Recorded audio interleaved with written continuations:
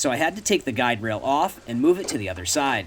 Hey there, Scott here with Saws on Skates. My friends at Kreg just sent me one of their new tools. And believe it or not, for once I'm not talking about pocket holes. Pocket holes. This time, I'm taking the new Crosscut Station for a spin.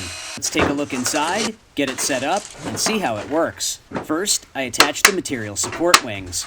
The material support wings can be extended to support large or long workpieces. The sure-cut backboards were installed next.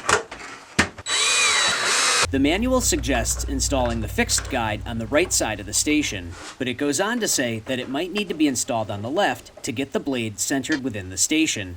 I noticed my blade was going to be positioned too far to the right, so I had to take the guide rail off and move it to the other side.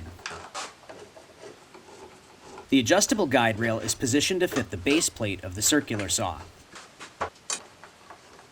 I noticed there was some friction between the base plate of my saw and the guide rails, so I applied a little wax to reduce the friction.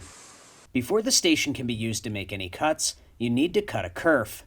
First, I set the depth of the saw to 2 inches, then cut through the station to make the kerf line.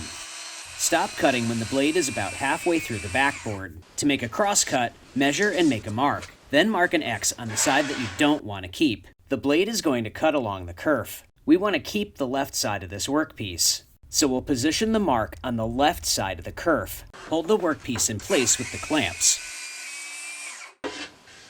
Miter cuts are made just like cross cuts. Sometimes you may need to cut the board to the final length before making the miter cut. One of those times is if you need to remove a lot of material ahead of the miter cut. If a lot of material needs to be removed, the end of the board may hit the back of the station. Another consideration is the width of the board. For example, when the fence is set to 45 degrees, the maximum width of the board that can be cut is 3.5 inches. Please click subscribe and stick around. Another helpful DIY video is coming up. Pocket holes.